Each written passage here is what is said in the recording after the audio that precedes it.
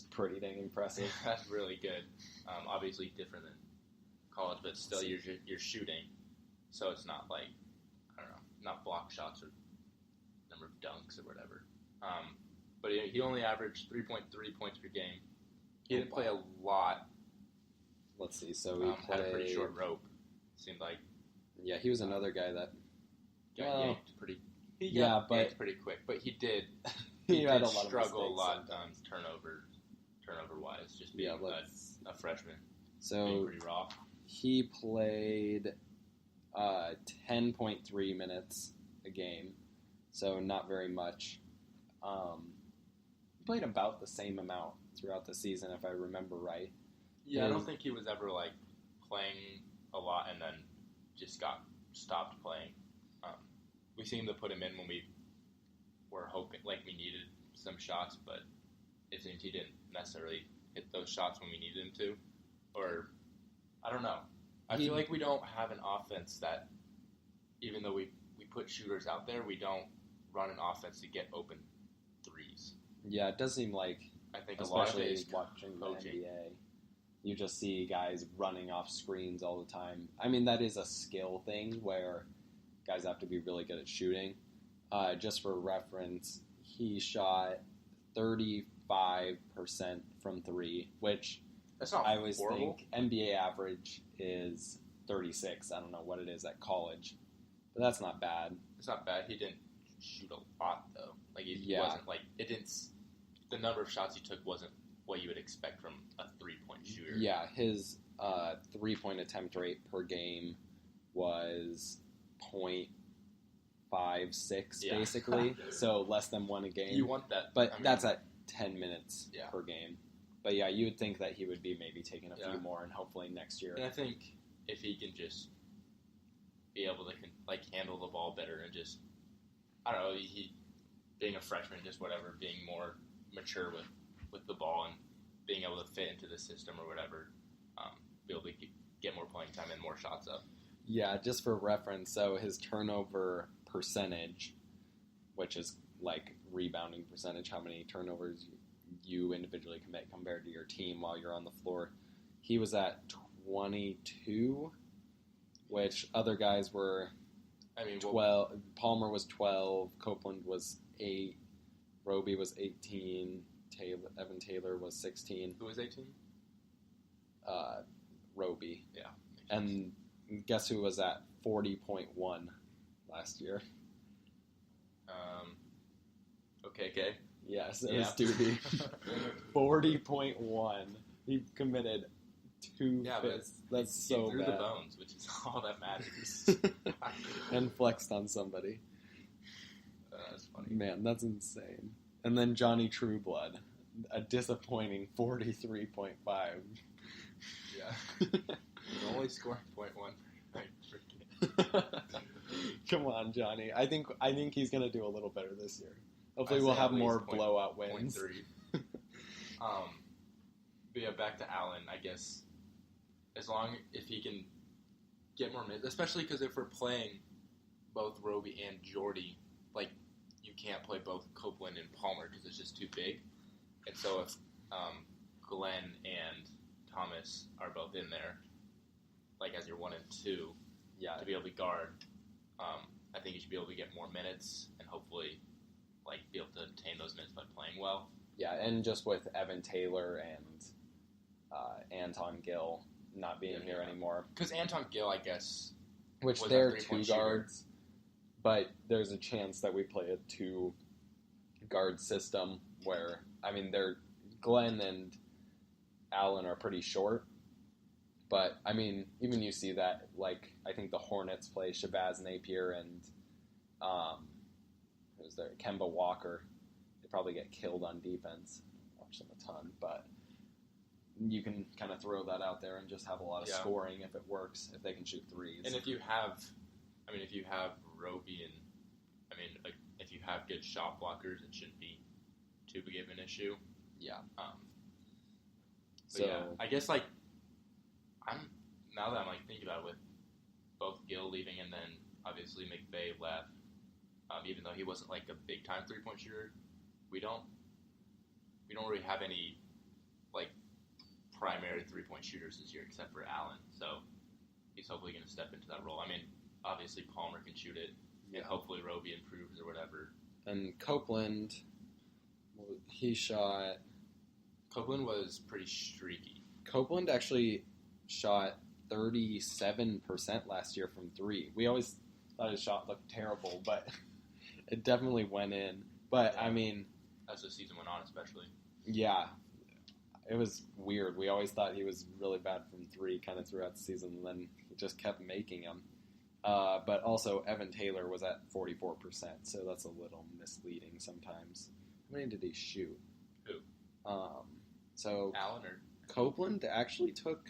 Copeland took a lot of threes. He took a lot of threes. I mean, he shot 111, so that's like 3 per game. And Palmer took 139 over the season. Yeah.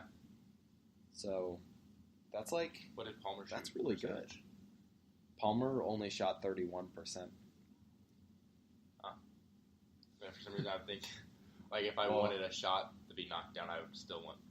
Like, I remember thinking I want Palmer shooting, not Copeland, but Palmer's taking off the dribble threes. That's true. Compared to Copeland's wide open. It's interesting, if you look at stats, there are some players who can shoot with...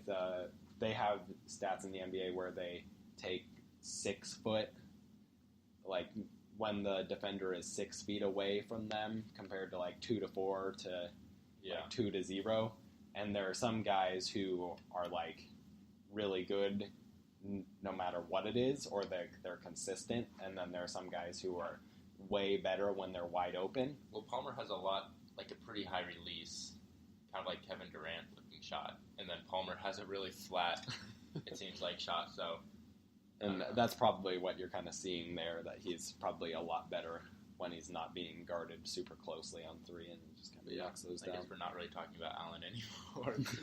But basically, if he can step into that role of the three-point shooter that we need, that'd be really good for us. Roby shot 40% from three. Yeah, I think we talked about that. So then... No, I guess if we want to talk about Borghardt a little bit. He's an interesting one. I don't think we necessarily... I say we probably see even less minutes. I don't know. Yeah, I agree. Since Jordy is... If he is back and, like, doesn't leave halfway through the season or whatever and have that happen again, I mean, he's going to either be starting or the backup for Roby or whatever. And so Roby's playing a lot more. Yeah, and if Roby's playing a lot more minutes, I don't think we see a lot of Borghardt. Unless, I mean, if Roby and Chimanga can stay out of foul trouble. That's the thing. That's the real key. We definitely still need him for those games where the refs are horrible. But also Jordy fouls a lot. Just Jordy. and we do lose Doobie. So that is true. Doobie did play instead of...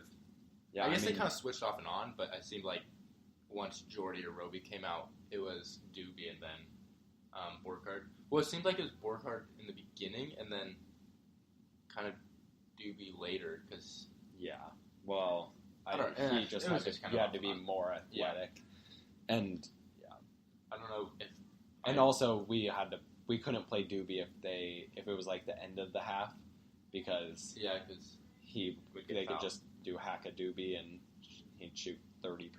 So I don't really see Borghardt scoring more than 0.9 points a game like he did last season. It seems so low, but it's like, okay, you actually have to score. Let's see. What are his rebounds? I don't know. It seemed like he was always just really good at he got 1.8 doing rebounds everything per game, which was... That's not bad. I mean, yeah, that was the same as Doobie. And so much of what he did was... Like, one of the things... He was just a smart... Like, it was just I can't simple. imagine what his turnover was probably really low. And it's not even turnovers. I think a lot on defense. He just did a good job. Jordy jumps all the time. Yeah, he stayed down. And he just played, like, the most simple game. He kind of just, like, stood there, which is oftentimes the best defense for a center. He just kind of moved his feet and didn't jump and just, like... He realized he wasn't big and... like a shot blocker, and he just blocked shots by not moving. I guess. Not blocking shots, just just altering them and not letting people get easy shots. And not making stupid fouls. So I think we see about this probably the same amount of minutes or whatever. Yeah, I guess without and just like the same consistent good play that I guess he provides or whatever. And then I guess the last two we have are Thorir and Nana, if I'm still saying that right. They didn't really play at all last year. So, yeah, it's hard to even know about them. With everybody returning, I guess they fill the 2-guard position, which is exactly what we lose. See, the only thing is if, I guess, so that would be when Glenn goes out for, like, his break, and then Allen would play the 1, right? And then Nana or Thorir play the 2, I guess, because, I mean, Nana's supposed to be was also supposed to be a 3-point shooter, and so if he like develops that or whatever and becomes like a good 3-point shooter, then and he should be good on defense too. He seems decently long, really and pretty athletic, and just like quick. Yeah, so I don't know how fast he is, but yeah, I guess I mean the reason he didn't play was because he was supposed to be a 3-point shooter, right? And we don't really know why. I don't know. They're just not had a ready body or yeah. And the other thing is at that position, we could see who's the new guy? Oh, Amir Harris, who's a 6'5" point guard, 3-star recruit who is coming in this year as a freshman, who he's a point guard, but you could see him play point guard, but the 2 on defense, and then see like Allen be with him because he can't really shoot, but he's a good like ball handler and probably can get to the hole a little bit. But just like a little taller than how tall? He's 6'5", so he's actually pretty tall. But he can still handle the ball and like take it up, which I wasn't super comfortable in Allen taking it up last year. So maybe we'll see that with him at the point guard and Allen at the 2, but 1 on it's defense. Just interesting, like with everybody pretty much coming back except for losing Allen Gill, just like the only spot that's needed to fill is the 2-guard. So which is good because we have a lot of those guys in there. And it's just we have what options are going to be the best, and I mean we don't know who's playing the best in practice or whatever. So yeah, that's super hard to know. That's one thing looking forward to seeing, I guess. I wonder like how much Miles will experiment with that, because I feel like he picks his lineups in the beginning and just sticks with them.